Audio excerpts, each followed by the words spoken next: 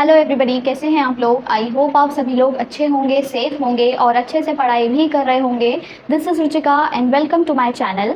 सो आज से हम स्टार्ट करेंगे हमारा brand new chapter of microeconomics, that is chapter number 8 और जिसका नाम है कॉन्सेप्ट्स ऑफ कॉस्ट। और इससे पहले ऑलरेडी हम 7 चैप्टर्स डिटेल में कवर कर चुके हैं। अगर आपने नहीं पढ़े हैं वो चैप्टर्स अभी तक, तो प्लीज़ उनको जाके पढ़ लेना, रिवाइज कर लेना। ऑब्वियसली आपके एग्जाम्स चल रहे होंगे तो वो बहुत ज़्यादा हेल्पफुल होने वाले हैं, ठीक है। और उनका वन शॉट वीडियो भी मैंने पिछले साल वाले मतलब पिछले सेशन में शूट किया हुआ था। अगर आपको वो देखना है तो आप वो भी देख सकते हो, उसकी प्लेलिस्ट भी मेरे चैनल पे आपको मिल जाएगी। ओके, अब हम बात करते हैं हमारे आज के चैप्टर की। अब इससे पहले अगर आपने 7 चैप्टर पढ़ा हुआ है तो वो और भी अच्छी बात है। 7 चैप्टर हमारा क्या था, उसमें हमने पढ़ा था प्रोडक्शन फंक्शन के बारे में। प्रोडक्शन फंक्शन में हमने पढ़ा था कि हमारे पास क्या होता है, अलग अलग फैक्टर्स वगैरह होते हैं और ये सारी चीज़ें पढ़ी थी, ठीक है। थोड़ा बहुत कॉन्सेप्ट उसका इस वाले चैप्टर में भी यूज़ किया जाएगा, तो वो आपने याद रखना है। अब हम बात करते हैं कॉन्सेप्ट ऑफ कॉस्ट की। सबसे पहले समझते हैं कॉस्ट होता क्या है, ठीक है। अब आप देखो, अगर आप कोई भी चीज़ बना रहे हो, लेट अस सपोज आप करते हो, मान लो आप कर रहे हो बिस्किट्स का प्रोडक्शन कर रहे हो, ठीक है। बिस्किट्स वगैरह की आपकी फैक्ट्री है। जब आप बिस्किट बनाओगे तो उसके लिए आपको क्या चाहिए होगा। बिस्किट किसका बनता है, सूजी, मैदा, ये सब चीज़ों का बनता है। आटा वाले बिस्किट भी आते हैं आजकल, तो इन चीज़ों का बनता है। उसमें थोड़ा बहुत आप कुछ बहुत सारी चीज़ें डालते होगे, शुगर वगैरह, या नमकीन बिस्किट है तो कुछ और डालते हो, राइट। फिर उसके बाद उसकी डिज़ाइनिंग वगैरह होती है, कैसा हमको डिज़ाइन चाहिए बिस्किट पर, उसकी पैकेजिंग होती है, ये सारी चीज़ें होती है। यानी कि हाँ, ये सारे क्या हैं, ये इनपुट्स हैं। और भी बहुत सारी चीज़ें हैं इनपुट्स के मामले में। अगर हम देखें, ये सारे काम हम करेंगे कहाँ, अपने घर पे बैठ के तो करेंगे नहीं। हमें एक लैंड चाहिए होगी, हमको फैक्ट्री बनानी होगी, उसके लिए हमें बहुत सारी लेबरर्स चाहिए होंगी। क्यों? क्योंकि हम एक बिस्किट का पैकेट नहीं बना रहे हैं, हम हज़ारों करोड़ों में बना रहे हैं, तो ऑब्वियसली हमको बहुत सारी लेबर चाहिए होगी, बहुत सारा पैसा भी चाहिए होगा। यानी कि सारी चीज़ें हम अपने को चाहिए। इसका मतलब क्या है, अगर हमको कोई आउटपुट चाहिए, बिस्किट बनाना है, तो उसके लिए बहुत n नंबर ऑफ इनपुट्स हमको चाहिए होंगे। अगर कोई इनपुट है तभी तो वो मिल करके काम करेंगे और वो आपको आउटपुट निकाल के देंगे। तो क्या होता है, कोई भी चीज़ बनाने में हम कुछ इनपुट्स का यूज़ करते हैं और उन इनपुट्स को यूज़ करने में जितना भी कॉस्ट आता है, मतलब हमारी लागत लगती है ना जो, उसे हम कॉस्ट कहते हैं, ठीक है। आप ये समझ लो कौन कौन से किस किस तरीके के इनपुट्स होते हैं। हमको इनपुट्स के बारे में थोड़ा बहुत जानकारी तो होगी। देखो, बेसिकली इनपुट्स 2 तरीके के होते हैं। एक होते हैं फैक्टर इनपुट और एक होते हैं non factor input. Factor input और नॉन फैक्टर इनपुट में क्या फ़र्क है, ये हो गए हमारे इनपुट्स की बात, ठीक है। एक है हमारे पास फैक्टर इनपुट और एक है non factor input. Factor input में आपके 4 आ जाते हैं। कौन कौन से हैं?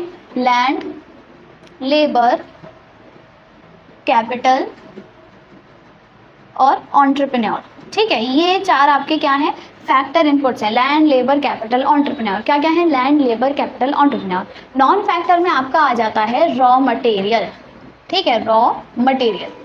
अब ये जो फैक्टर इनपुट्स हैं और नॉन फैक्टर इनपुट्स हैं, इन पर हम खर्चा पानी भी तो करेंगे। अगर हमने कोई लैंड ले रखी है, उसको किराया देना पड़ेगा उसका। हमने कोई लेबर हायर कर रखी है, उसको उसकी सैलरी देनी पड़ेगी। हमने कैपिटल यानी कि पैसा वैसा ले रखा है उधार, तो उस पर ब्याज चुकाना पड़ेगा, इंटरेस्ट। एंटरप्रेन्योर जो भी है उसको उसका प्रॉफिट देना पड़ेगा। रॉ मटेरियल्स अगर हम खरीद रहे हैं तो उसका भी पेमेंट करना पड़ेगा, यानी कि हमारा पैसा जा रहा है। ये सब क्या है, फैक्टर। ये जितने भी इनपुट्स हैं टोटल, फैक्टर और नॉन फैक्टर में लगे जितने भी सारे इनपुट्स हैं, उन पर हमारा कुछ ना कुछ पैसा जाता है या बहुत सारी चीज़ें जाती हैं, उसे हम कॉस्ट कहते हैं। कॉस्ट समझ आ गया क्या होता है? जितना भी एक्सपेंडिचर आप कर रहे हो फैक्टर इनपुट्स पर और नॉन फैक्टर इनपुट्स पर, वो कहलाता है आपका कॉस्ट। तो सिंपली देखो, डेफिनेशन में भी यही लिखा है जो जस्ट अभी मैंने समझाया। Cost refers to the expenditure incurred by the producer. मैं प्रोड्यूसर हूँ, मैं कोई एक्सपेंडिचर कर रही हूँ, किस पर? On the factor as well as non factor inputs. एक तो फैक्टर इनपुट्स पर और नॉन फैक्टर इनपुट्स पर, for a given output of a commodity. कोई भी चीज़ जो कमोडिटी मुझे बनानी है उसका गिवन आउटपुट। अगर मुझे 10 किलो मतलब आप कह लो सूजी, क्या बोलते हैं, 10 किलो आप कह लो आटा वाटा बनाना है, पीसना है, जो भी करना है, कुछ भी चीज़ बनानी है, तो मुझे उसके लिए फैक्टर इनपुट्स और नॉन फैक्टर इनपुट्स दोनों चाहिए होंगे। तो उन पर जो भी मेरा एक्सपेंडिचर हो रहा है वो कहलाता है कॉस्ट। कॉस्ट को हिंदी में हम क्या कहते हैं? लागत। जैसे आप लोग बोलते हो ना, इसका क्या कॉस्ट है, दुकान पर जा रहे हो कि भाई इसका क्या कॉस्ट है, वो कॉस्ट नहीं होता है, वो एक्चुअली प्राइस होता है कि इसका क्या प्राइस है। कॉस्ट मतलब उसने कितने में बनाया है सामान। अब ऑब्वियसली अगर आप 10 रुपये का सामान कोई खरीद रहे हो तो उसने 10 रुपये में तो बनाया नहीं होगा। अगर वो 10 रुपये में बनाएगा, 10 रुपये में बेचेगा, तो वो फ़ायदा कहाँ से कमाएगा? इसका मतलब उसने थोड़े कम रुपए में ही बनाया है और वो आपको ज़्यादा में बेच रहा है, तभी तो वो बिजनेस कर रहा है, अपना फ़ायदा कमा रहा है। तो कॉस्ट मतलब जो प्रोड्यूसर को इनकर करना पड़ा खर्चा, जो प्रोड्यूसर ने खर्चा किया है किसी भी XYZ चीज़ को बनाने में, वो कहलाएगा कॉस्ट। समझ आया? और कैसे खर्चा करता है वो, कुछ फैक्टर इनपुट्स पर और कुछ नॉन फैक्टर इनपुट्स पर। तो इतनी सी चीज़ आपको समझ आ गई कि भाई कॉस्ट क्या होता है। कॉस्ट का डेफिनेशन भी समझ आ गया होगा, या आई गेस याद करने की जरूरत तो होगी नहीं। क्या था इसमें?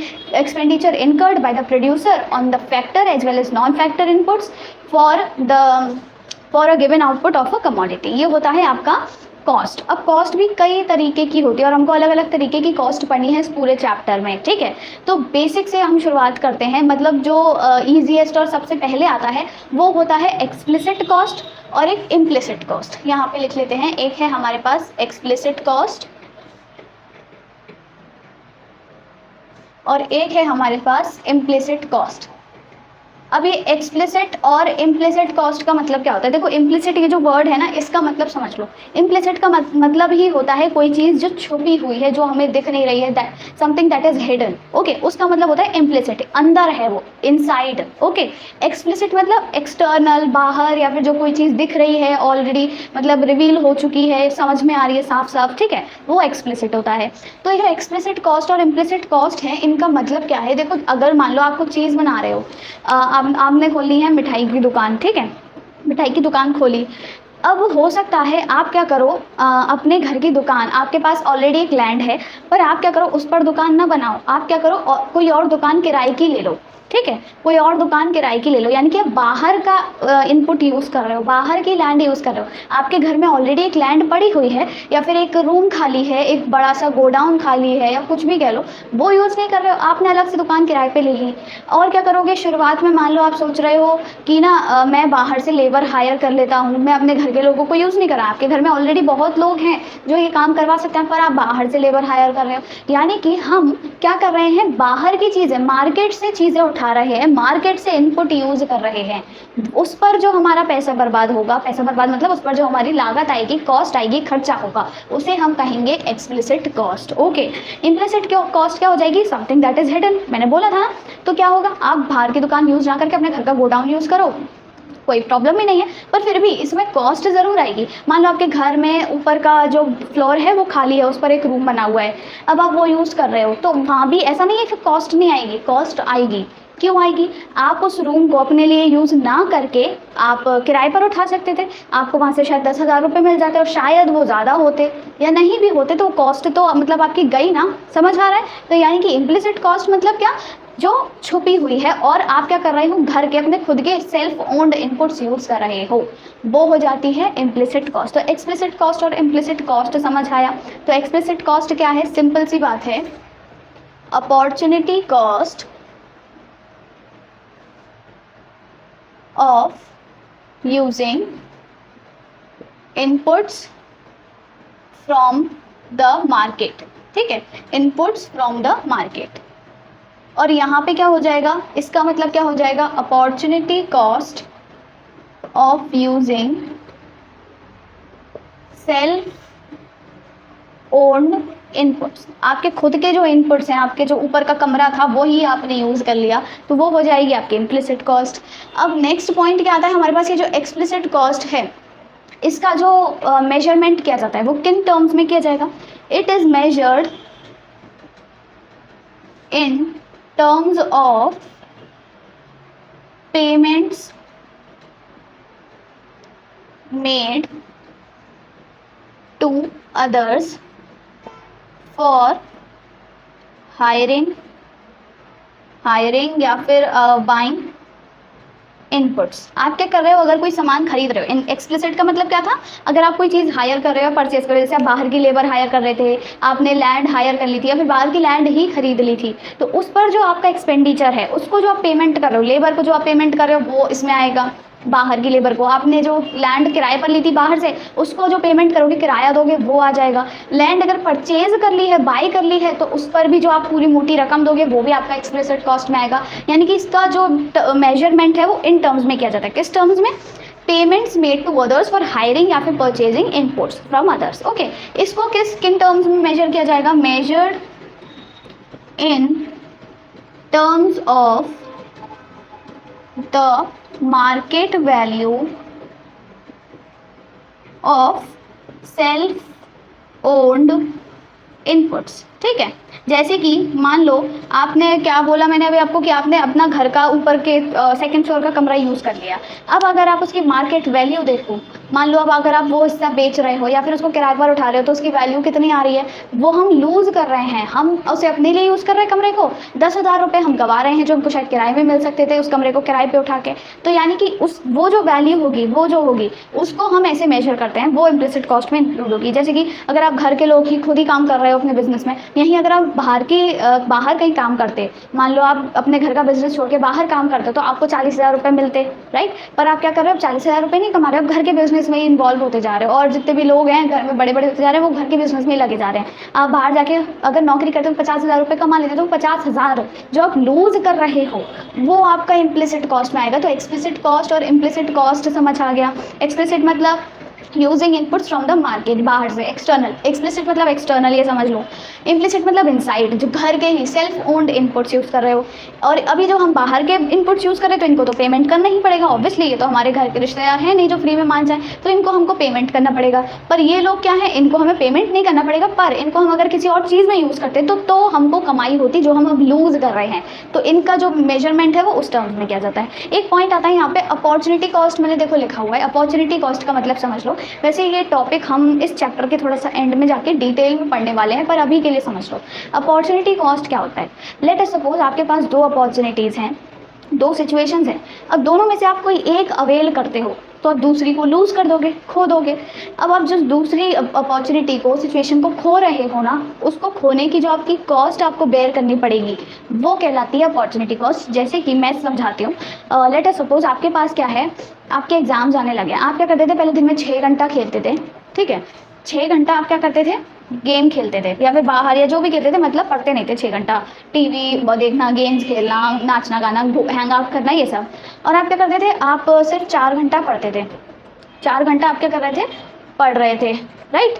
अब आपके क्या है, एग्जाम्स आ गए हैं, तो आपने सोचा कि अब मैं ऐसा करता हूँ 3 घंटे ही खेल लेता हूँ सिर्फ। अब मैं इसको 6 से घटा करके 3 कर देता हूँ। ये जो 3 घंटे कम करे हैं, इन 3 घंटों को पढ़ाई में लगा देता हूँ, यानी कि अब मैं 7 घंटे पढ़ूंगा, सिर्फ 3 घंटे खेलूंगा। तो अब आपने क्या किया, जो अपने 3 घंटे का खेल था वो खो दिया। इस अपॉर्चुनिटी को अवेल करने के चक्कर में आपने इसमें से थोड़ी कटौती कर दी। वो जो कटौती होती है, वो जो कमी हम कर देते हैं, वो जो अपॉर्चुनिटी हम लूज़ कर देते हैं, उसी को हम कहते हैं अपॉर्चुनिटी कॉस्ट। समझ आया। जैसे हमारे घर वाले अक्सर नहीं कहते हैं हमारे, यार भाई एग्जाम आ रहे हैं, पढ़ लो, गेम खेल वेल में कुछ नहीं रखा है, टीवी में कुछ नहीं रखा है। फिर अगर आपने वो पढ़ाई वाली अपॉर्चुनिटी नहीं मतलब ग्रैब करी तो आप क्या करोगे, आप लूज़ कर दोगे। यानी कि आपको क्या है, पढ़ाई वाली अपॉर्चुनिटी ग्रैब करने के लिए खेल को छोड़ना पड़ेगा, या फिर खेल पकड़ने के लिए आपको पढ़ाई छोड़नी पड़ेगी। और यूजुअली हम ये करते हैं, हम खेलने में ज़्यादा या फिर इधर उधर मतलब अपना दिमाग ज़्यादा लगाते हैं, पढ़ाई कम करते हैं। तो हम क्या करते हैं, पढ़ाई वाली अपॉर्चुनिटी लूज़ करते थे, वही हमको कॉस्ट बेयर करनी पड़ती है। तो वही अपॉर्चुनिटी कॉस्ट होती है। इसे हम थोड़ा डिटेल में आगे जाके समझेंगे। तो अभी के लिए यहाँ पर ये समझो, अब यहाँ पे जो मैंने समझाया अपॉर्चुनिटी कॉस्ट, उसका मतलब यहाँ से रिलेट करो कि यहाँ पे क्या हो रहा है, opportunity cost of using inputs from the market. मतलब हम जो मार्केट की लेबर और मार्केट का लैंड वगैरह यूज़ कर रहे हैं, उसकी अपॉर्चुनिटी कॉस्ट क्या है, हमको पैसा जाएगा हमारी जेब से, लेबर को सैलरी देनी पड़ेगी, लैंड का किराया देना पड़ेगा, तो वो सब क्या है, अपॉर्चुनिटी कॉस्ट है। हमको हमें मतलब इनपुट्स चाहिए थे तो हमारा पैसा चला गया, जो चीज़ हमने लूज़ करी होती है वो अपॉर्चुनिटी कॉस्ट होती है। ऐसे ही यहाँ पे अपॉर्चुनिटी कॉस्ट क्या है, हमने यूज़ तो कर लिया घर का सामान, घर की लेबर, मतलब घर के लोगों ने काम कर लिया, घर का कमरा यूज़ कर लिया, सब कुछ घर का यूज़ कर लिया, रॉ मटेरियल भी घर का यूज़ कर लिया। पर उस चीज़ को अगर हम और कहीं जाके यूज़ करते, अगर उस कमरे को जैसे किराए पर उठाते तो हमारे 10,000 रुपये हमको मिलते। अब वो 10,000 रुपये हमने गंवा दिए, राइट। तो वो अपॉर्चुनिटी कॉस्ट यहाँ पर है। तो ये भी ज़रूर समझना है अपॉर्चुनिटी कॉस्ट का मतलब क्या होता है। ये आई होप समझ आ गया होगा। तो बेसिकली टोटल कॉस्ट की अगर मैं बात करूँ तो वो किससे मिल करके बनी है, एक तो एक्सप्लिसिट कॉस्ट और एक इम्प्लिसिट कॉस्ट।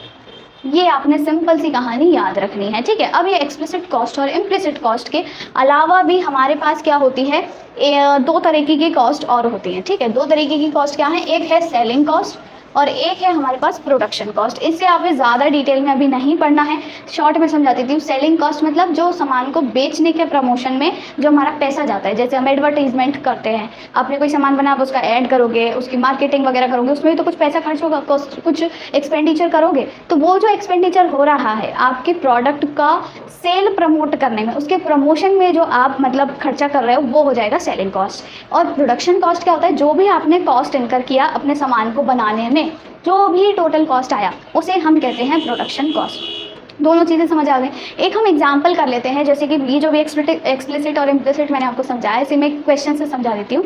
जैसे कि क्या है, एक इंसान है, वो क्या कर रहा है, उसने ना अपनी 40,000 रुपये की नौकरी छोड़ दी। ठीक है, 40 नहीं 30,000 रुपये की क्या किया उसने, नौकरी छोड़ दी। ठीक है, और उसने ये क्या है यहाँ पे 30,000 रुपये की नौकरी छोड़ दी है। ठीक, और अपने घर पे उसी के किराए पे एक किराएदार रहता था, वो उसको किराया देता था 25,000 रुपये का। 25,000 रुपये का उसको रेंट भी मिलता था, यानी कि उसकी कमाई कितनी हो जाती थी, 30,000 तो वो खुद कमा लेता था नौकरी से, 25,000 उसको किराया मिल जाता था, यानी कि 55,000 वो कमा लेता था। पर अब उसने क्या किया, नौकरी भी छोड़ दी, किराएदार को भी निकाल दिया, यानी कि किराया भी खत्म, यानी कि सीधे सीधे उसके 55,000 रुपये गए। अब वो करना क्या चाह रहा है, ये सब काम करके वो चाहता है वो अपना बिजनेस सेटअप करे। तो वो बिजनेस सेटअप करेगा, इसीलिए उसने किराएदार को निकाला था, अपने यहाँ से भगाया था। अब उसके बिजनेस में उसने जो रॉ मटेरियल यूज़ किया वो आया 75,000 का। ठीक है, 75,000 का आ गया उसका रॉ मटेरियल, राइट। अब हमसे पूछा जाता है टोटल कॉस्ट कितनी लगेगी। इसमें से पहले तो ये बताओ एक्सप्लिसिट कॉस्ट कितनी है, इम्प्लिसिट कॉस्ट कितनी है, और साथ ही साथ टोटल कॉस्ट कितनी आएगी। तो अगर मैं बात करूँ, ये हमको नज़र आ रहा है, ये क्या है, इसकी इम्प्लिसिट कॉस्ट है, छुपी हुई है। ठीक है, एक्सप्लिसिट तो क्या होती है, जब हमको पेमेंट करना होता है, मैंने बताया था ना, measured in terms of payment. यहाँ पे क्या उसने किसी को पेमेंट किया है, नहीं तो उसने अपनी 30,000 की नौकरी छोड़ दी, यानी कि गवा दिया, इम्प्लिसिट कॉस्ट।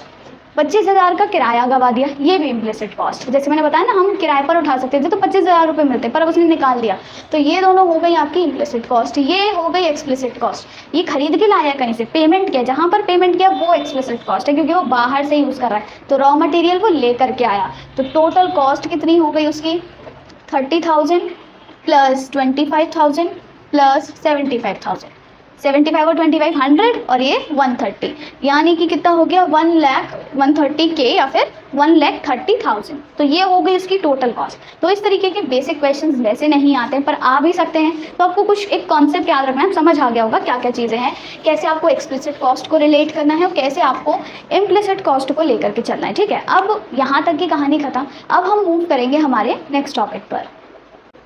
अब हम बात करेंगे शॉर्ट रन कॉस्ट की। अभी तक हमने एक्सप्लिसिट इम्प्लिसिट पढ़ा, फिर हमने अपॉर्चुनिटी कॉस्ट भी शॉर्ट में पढ़ा, जैसे हम थोड़ा बाद में पढ़ेंगे डिटेल में, और हमने साथ में पढ़ा था सेलिंग कॉस्ट और प्रोडक्शन कॉस्ट। अब मेन जो टॉपिक है हमारा वो है short run cost. Short run cost के बारे में पढ़ेंगे। देखो, शॉर्ट रन आप लोगों को ऑब्वियसली कहीं सुना हुआ लग रहा होगा, भाई हमने कहीं तो सुना है ये टर्म शॉर्ट रन। ठीक है, अब इसके आगे कॉस्ट और लग गया है, शॉर्ट रन कॉस्ट। तो देखो, शॉर्ट रन हमने पढ़ा था पिछले वाले चैप्टर में, जब हमने पढ़ा था शॉर्ट रन और लॉन्ग रन पीरियड क्या होता है। शॉर्ट रन क्या होता है, छोटा सा टाइम, कम टाइम, जब हमारे पास कुछ वेरिएबल्स फिक्स्ड होते हैं, कुछ फैक्टर्स फिक्स्ड होते हैं और कुछ फैक्टर्स वेरिएबल होते हैं। हम फिक्स्ड फैक्टर्स को शॉर्ट रन में छोटे से टाइम में चेंज नहीं कर पाते, इसीलिए कुछ फिक्स्ड ही रह जाते हैं और वेरिएबल तो चेंज हो ही जाते हैं। पर लॉन्ग रन में क्या होता है, सारे ही वेरिएबल हो जाते हैं, क्योंकि लॉन्ग रन हमारे पास इतना सारा टाइम है, हम फिक्स्ड वाले को भी वेरिएबल बना देंगे, फिक्स्ड वाले जो हैं उन्हें भी हम चेंज कर सकते हैं, तो वो भी वेरिएबल हो जाते हैं। तो शॉर्ट रन में कुछ फिक्स्ड और वेरिएबल होते हैं और लॉन्ग रन में सारे वेरिएबल होते हैं। अब हम यहाँ पे पढ़ना है शॉर्ट रन कॉस्ट। तो आपको समझ आ रहा है, शॉर्ट रन में, शॉर्ट पीरियड ऑफ टाइम में जो भी कॉस्ट इनकर कर रहा है, जो भी एक्सपेंडिचर इनकर कर रहा है प्रोड्यूसर, वो कहलाएंगे शॉर्ट रन कॉस्ट। अब शॉर्ट रन कॉस्ट भी दो तरीके की होती है। ठीक है, शॉर्ट रन कॉस्ट भी दो तरीके की होती है। एक होती है आपकी फिक्स्ड कॉस्ट और एक हो गई आपकी वेरिएबल कॉस्ट। जिस तरीके से अभी मैंने बताया कि शॉर्ट रन में क्या होता है, कुछ फैक्टर्स फिक्स्ड होते हैं और कुछ फैक्टर्स वेरिएबल होते हैं। तो ऑब्वियसली फिक्स्ड फैक्टर पे जो आप खर्चा करोगे, या लाइक आपका लैंड हो गया, मशीन हो गया, उस पर जो आप खर्चा करोगे, उस पर जो आपका एक्सपेंडिचर होगा, वो क्या हो जाएगा, फिक्स्ड कॉस्ट हो जाएगा। इसी तरह वेरिएबल फैक्टर्स पे, जैसे आपका लेबर हो गई, आपका रॉ मटेरियल हो गया, उन पर जो आप खर्चा करोगे, उन पर जो एक्सपेंडिचर इनका करोगे, वो हो जाएगा आपका वेरिएबल कॉस्ट। तो सिंपल सा कॉन्सेप्ट है। फिक्स्ड कॉस्ट आपका क्या कहलाता है, cost incurred on the expenditure of fixed factors। Simple सी बात है और सिंपल सी ही डेफिनेशन है। और इसी तरह इसकी क्या डेफिनेशन हो जाएगी, cost incurred on the expenditure of variable factors. जैसे कि आपका क्या हो गया, वेरिएबल फैक्टर्स में आपके क्या आ जाते हैं, मशीन नहीं एक्चुअली वो आपका लेबर हो गई, रॉ मटेरियल वगैरह ये सब, और इसमें आ जाता है आपका लैंड वगैरह, ठीक है, जो फिक्स्ड रहेगा शॉर्ट रन में। ये हो गया शॉर्ट रन का मतलब फिक्स्ड कॉस्ट का डेफिनेशन, ये हो गया वेरिएबल कॉस्ट का डेफिनेशन। अब हमको पता है फिक्स्ड फैक्टर्स क्या होते हैं, चेंज नहीं होते हैं, ठीक है, टाइम के साथ मतलब आउटपुट के साथ चेंज नहीं होते। अगर उस लैंड पर आपको मतलब आज आपने उस क्या किया, उस लैंड पर उस फैक्ट्री में एक ही सामान बनाया, जैसे आप कारपेट का वो करते हैं प्रोडक्शन, एक ही कारपेट बनाया, तब भी अब वो आपकी फिक्स रहेगी, आपको कॉस्ट तो इनकर करनी पड़ेगी, उस फैक्ट्री का किराया तो देना ही पड़ेगा पूरा 10,000। और मान लो आपने अगले ही दिन उस फैक्ट्री में 50 कारपेट्स बना दिए, तभी भी आपका क्या रहेगा, मतलब जो कॉस्ट है फिक्स्ड कॉस्ट, उस फैक्ट्री का किराया, वो आपका क्या रहेगा, तभी भी 10,000 रहेगा। यानी कि जो फिक्स्ड कॉस्ट होती है, ठीक है, it is incurred even when the output is 0। यानी कि अगर आपका आउटपुट 0 भी है, एक भी कारपेट ना बनाओ, तभी भी आपको फैक्ट्री का किराया देना ही पड़ेगा। पर यहाँ पर क्या है, it is not incurred when the output is 0। Let us suppose आपने क्या किया, एक दिन छुट्टी कर दी, ठीक है, छुट्टी कर दी या फिर फैक्ट्री बंद है, संडे को जैसे बंद होती हैं, तो उस दिन जो लेबर आएगी, दिहाड़ी मजदूर जो होते हैं, उनको आप क्या अपना उनका सैलरी दोगे क्या उस दिन की, नहीं दोगे ऑब्वियसली। तो क्या है यहाँ पर क्या हो जाएगा, ये जिस दिन आउटपुट 0 है, जब जिस टाइम पे आउटपुट 0 है उस टाइम पे वेरिएबल कॉस्ट नहीं आती, क्योंकि हम उस टाइम पे वेरिएबल फैक्टर्स का यूज़ ही नहीं करते हैं। यही हमने पिछले चैप्टर में पढ़ा था, शॉर्ट फिक्स फैक्टर और वेरिएबल फैक्टर में, तो वही कॉन्सेप्ट है। इसी तरह यहाँ से एक और बात आ जाती है कि ये जो फिक्स्ड कॉस्ट होती है, ये क्या हो जाएगा, इट इज़ इनकर्ड क्या था, cost incurred on the expenditure of fixed factors even when the output is 0। हाँ, ये क्या है, फिक्स्ड कॉस्ट चेंजेस, या फिर चेंजेस नहीं actually, sorry, do not change, fixed costs do not change with the change in output. ये output के साथ चेंज नहीं होती हैं। आउटपुट आपका कितना भी हो, चाहे आप 10 कारपेट बनाओ, 50 या 1000 या लाख कारपेट बनाओ, फिक्स्ड कॉस्ट चेंज नहीं होगी, फैक्ट्री का किराया उतना ही रहेगा, है ना। Do not change with the change in output. और यहाँ पर क्या होता है, ये जो कॉस्ट होती है, cost increases with increase in output. जैसे जैसे आउटपुट इंक्रीज होगा, आपकी कॉस्ट भी इंक्रीज होगी एंड वाइस वर्सा, ठीक है। कॉस्ट अगर मतलब आपका आउटपुट कम है तो आपकी कॉस्ट भी कम आएगी। अगर मान लो आप चाहते हो कि आपको ऑर्डर मिला है, मान लो इतना ही आपको 50 कारपेट्स बनाने हैं, तो ऑब्वियसली आपकी कॉस्ट भी कम लगेगी। आपकी मशीन वगैरह, मशीन बोल रही हूँ, लेबर वगैरह आपको कम चाहिए होगी, तो आप क्या करोगे, उन पर कम खर्चा करोगे, मतलब कम लेबर को सैलरी देनी पड़ेगी, आपकी कॉस्ट कम आएगी। और अगर आपको किसी दिन बहुत बड़ा ऑर्डर मिल गया, इतने सारे कारपेट्स बना के भेजना, तो आपको ज़्यादा लेबर हायर करनी पड़ेगी, उनको पैसे भी ज़्यादा देने पड़ेंगे, तो क्या हो जाएगा, आपका कॉस्ट ज़्यादा होगी। यानी कि ये चेंज होती रहती है आउटपुट के साथ, पर ये फिक्स्ड ही रहती है, चेंज नहीं होती है। और ये 0 हो आउटपुट, फिर भी क्या है, आपको इनकर करनी ही पड़ेगी, क्योंकि फिक्स रहेगी, उसका कोई मतलब ही नहीं है। लास्ट हमारे पास क्या होता है, fixed cost is incurred even before the output या फिर the production starts। even before the production starts, production start नहीं भी हुआ है तो भी आपको क्या करना पड़ेगा, फिक्स्ड कॉस्ट इनकर करना पड़ेगा। जैसे मान लो आपने क्या किया, वो फैक्ट्री किराए पर ले ली, अब अभी तक आपने शुरू नहीं किया अपना काम धंधा, आपने जिस डेट से मतलब स्टार्ट कर लिया, उससे एग्रीमेंट साइन कर लिया, अब आप काम शुरू करो मान लो 10 दिन बाद, तो उस 10 दिन का किराया भी तो काउंट होगा ना, यानी कि उसका किराया जो है वो 10 दिन पहले से ही आपको देना पड़ेगा, समझ रहे हो। तो यानी कि प्रोडक्शन हो या ना हो, आपको फिक्स्ड कॉस्ट इनकर कभी भी करनी पड़ेगी और प्रोडक्शन स्टार्ट होने से पहले भी करनी पड़ेगी, ठीक है। पर यहाँ पे क्या होता है, it is incurred only after the production starts. जैसे कि मान लो क्या है, लेबर है, अब ऑब्वियसली जब प्रोडक्शन स्टार्ट हो जाएगा तभी तो लेबर आएगी, मतलब प्रोडक्शन स्टार्ट हो रहा है तभी तो लेबर आ रही है, तभी से उनको सैलरी मिलेगी। उनको क्यों 10 दिन पुरानी सैलरी मिलेगी, उनको नहीं मिलेगी।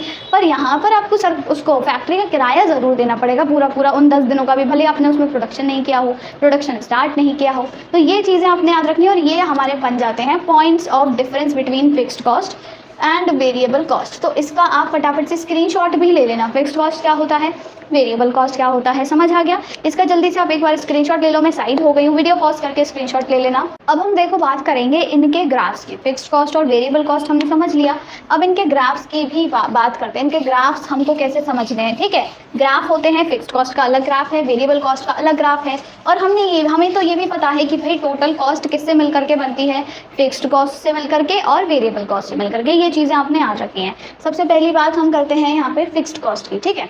सबसे पहले तो मैं क्या करती हूँ, एक टेबल बना लेती हूँ। यहाँ पे क्या है आपके नंबर ऑफ यूनिट्स प्रोड्यूस्ड, कितना हमने प्रोडक्शन किया, राइट। 0 1 2 3 4 5 और ये 6।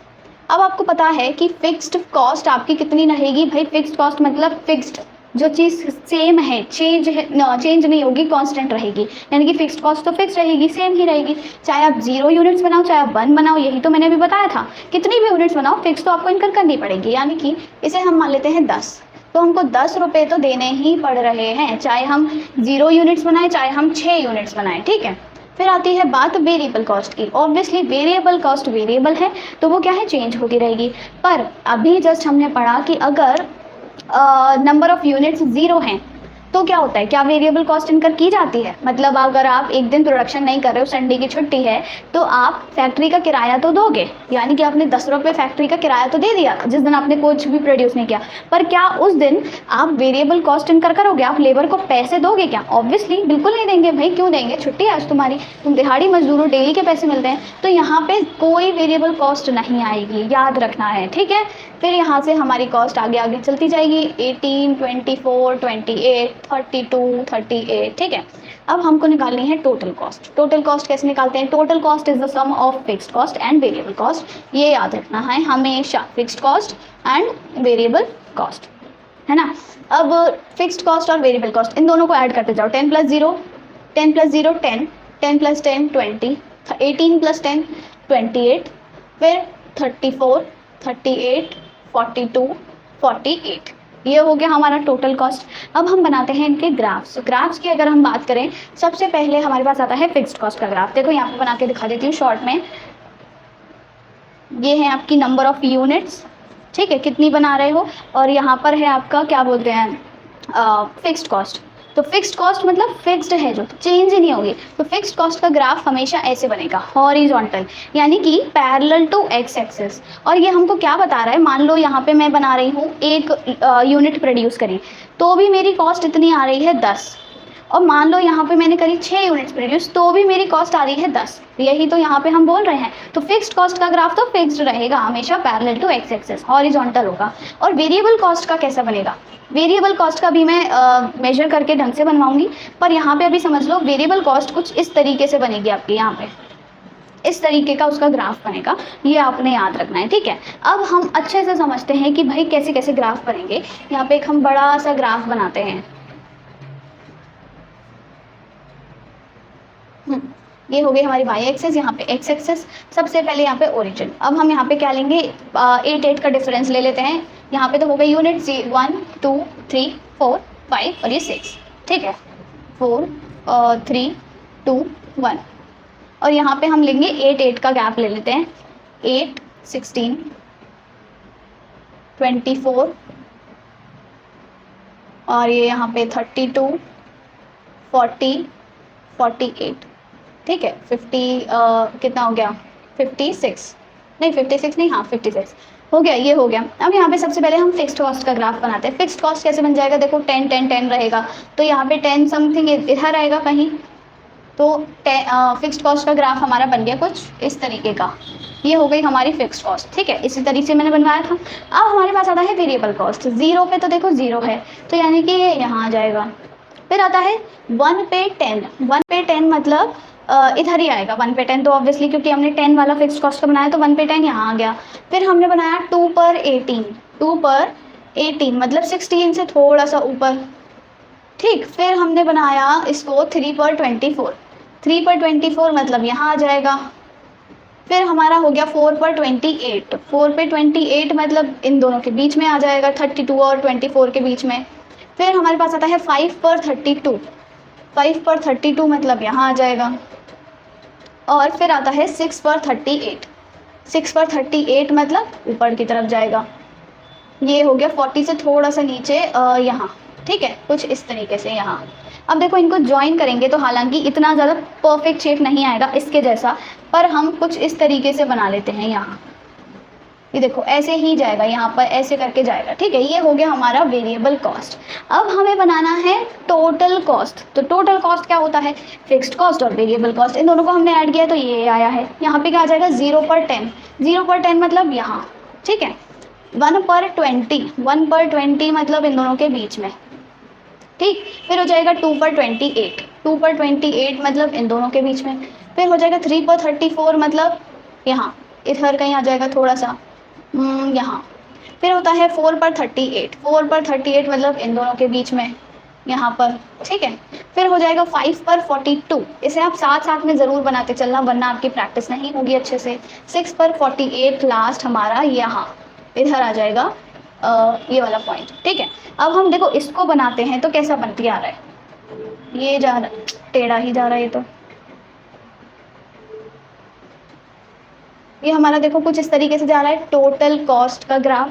अब आपको ये देख के समझ आ रहा होगा, हालांकि मेरा थोड़ा टेढ़ा मेढ़ा जा रहा है, इसे हम जैसे थोड़ा रब करके अब अच्छे से बना लेते हैं। शेप आपको समझ आ गया है, तो ये ऐसे ही जाएगा, हाँ ऐसे। तो अब आपको देखो देख करके समझ आ रहा होगा कि जिस शेप में वेरिएबल कॉस्ट जा रही है उसी शेप में टोटल कॉस्ट जा रही है, और दोनों के बीच में देखो ऑलमोस्ट कांस्टेंट सा डिफरेंस नज़र आ रहा है हर पॉइंट पर। यहाँ भी इतना गैप है, यहाँ भी, यहाँ भी, यहाँ भी। ऐसा क्यों है, ये कांस्टेंट गैप कहाँ से आया है? ऑब्वियसली देखो टोटल कॉस्ट में से जब आप वेरिएबल कॉस्ट को घटाओगे, ये जो फॉर्मूला लिखा हुआ है ना, इसको मैं रब करती हूँ। अब ये दोनों ग्राफ्स किसी काम के नहीं है, मैंने आपको ढंग से बना के दिखाई दिया है। अब इसको देखो, ये फॉर्मूला क्या बोलता है, total cost is equal to fixed cost plus variable cost. अब आप यहाँ से फिक्स्ड कॉस्ट तो वेरिएबल कॉस्ट को घटा दो टोटल कॉस्ट में से, तो क्या हो जाएगा, यहाँ पे रह जाएगा फिक्स्ड कॉस्ट। फिक्स्ड कॉस्ट आ गई ना, फिक्स्ड मतलब फिक्स्ड है, कांस्टेंट है, और इसीलिए ये जो कॉस्ट ये जो डिफरेंस नज़र आ रहा है टोटल कॉस्ट का और वेरिएबल कॉस्ट का, इन दोनों के बीच का जो डिफरेंस है, इन दोनों के बीच का जो गैप है, वो इसीलिए ही कांस्टेंट है, क्योंकि ये कांस्टेंट गैप क्या कहला रहा है, फिक्स्ड कॉस्ट। इतना हिस्सा जो है ना फिक्स्ड कॉस्ट का, ये ले जाके मान लो हमने वेरिएबल कॉस्ट में जोड़ दिया, इसीलिए ऐसे ऐसे ऐसे ऐसे चला जा रहा है। समझ आया? तो ये ग्राफ आपने याद रखना है। और एक इम्पॉर्टेंट चीज़ ये मैं भूल गई थी कि जो हमारा फिक्स्ड कॉस्ट है ना, फिक्स्ड कॉस्ट के एक दो कुछ नाम होते हैं जो आपने याद रखने हैं। एक है हमारे पास ओवरहेड कॉस्ट, एक है हमारे पास सप्लीमेंट्री कॉस्ट, और एक है हमारे पास इनडायरेक्ट कॉस्ट, ठीक है, इनडायरेक्ट। और वेरिएबल के भी हमारे पास कुछ ना कुछ नाम हैं, दो। वेरिएबल कॉस्ट के क्या नाम हैं, एक है प्राइम कॉस्ट और एक है डायरेक्ट।